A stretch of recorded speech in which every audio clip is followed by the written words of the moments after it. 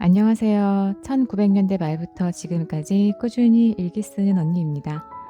주말이죠. 주말에는 언니가 쓴 일기 말고 언니가 읽은 책이나 언니가 본 영화 이야기 해보고 있습니다. 오늘은 언니가 읽은 책 이야기 한번 해보려고 합니다.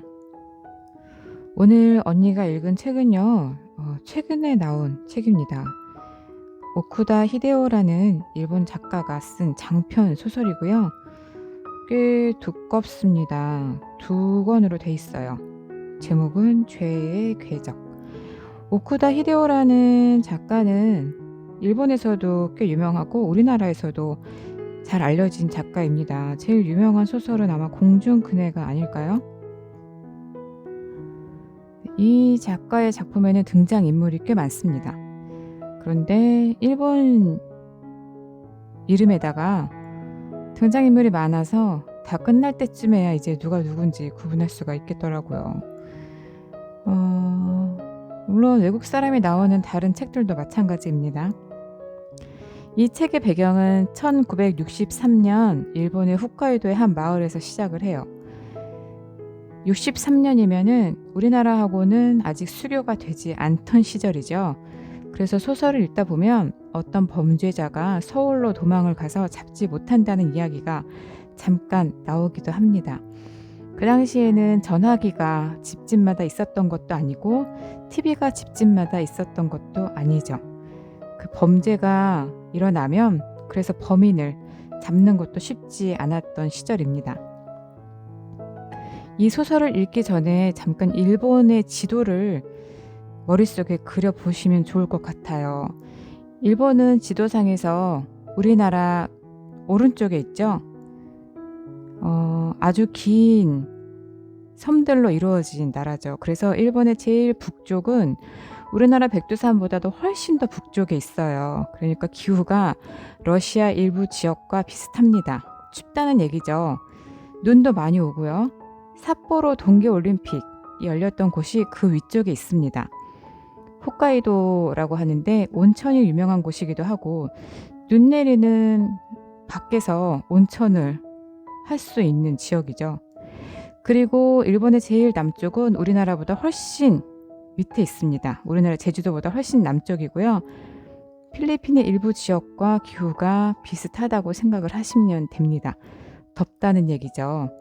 여기는 오키나와라는 휴양 도시가 있고요. 미군 부대가 있기도 합니다. 이렇게 아주 길게 연결돼 있는 일본 전 지역을 배경으로 이야기가 전개가 됩니다. 제일 추운 러시아와 기후가 비슷한 홋카이도부터 오키나와까지. 일본의 수도인 도쿄는 중간에서 조금 아래쪽에 있죠.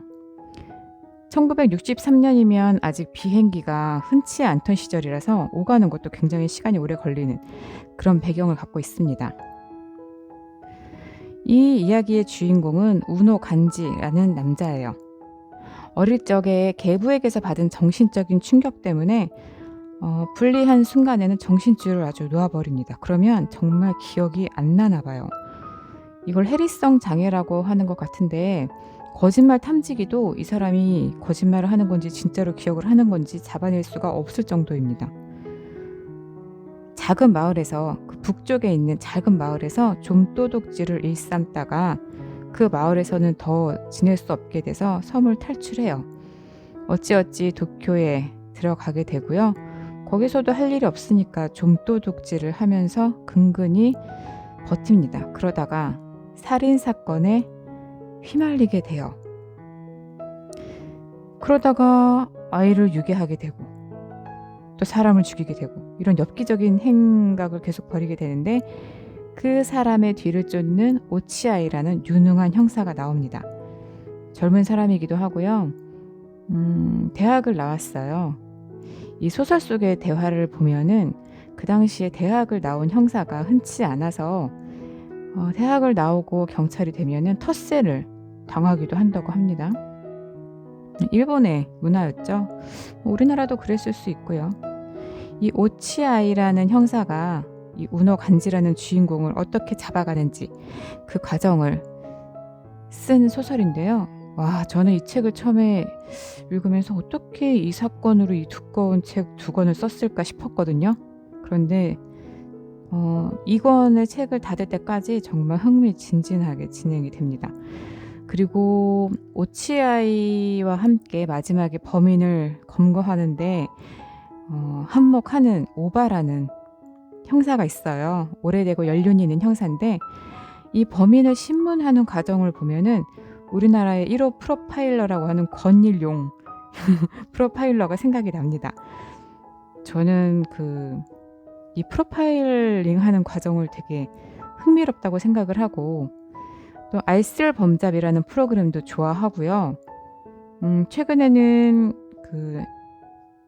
악의 마음을 읽는 자들이라는 드라마가 나왔잖아요.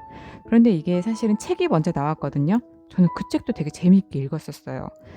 그런데 거기에 나오는 형사와 거기에 나오는 범인과 너무너무 비슷한 성향을 갖고 비슷한 행동을 하는 주인공이 나오는 책입니다. 재미있을 줄 알고 잡았지만 제가 생각했던 재미와 다른 방향으로 아주 재미있는 책이었어요. 그래서 그냥 나눠서 읽으려고 했는데 단번에 읽게 되는 책이었습니다. 오쿠다 히데오의 죄의 궤적, 어떻게 궤적을 찾아가서 그 근원을 찾고 범인을 색출하는가. 범죄와 심리에 관심이 있으신 분들이라면 아마 재밌게 읽으실 수 있을 거예요. 네, 오늘 언니가 읽은 책 죄의 궤적이었습니다. 이야기 들어주셔서 감사합니다. 남은 시간 잘 보내세요. 오늘도 저는 일기를 쓰러 갈 거고요. 우리는 내일 만나요.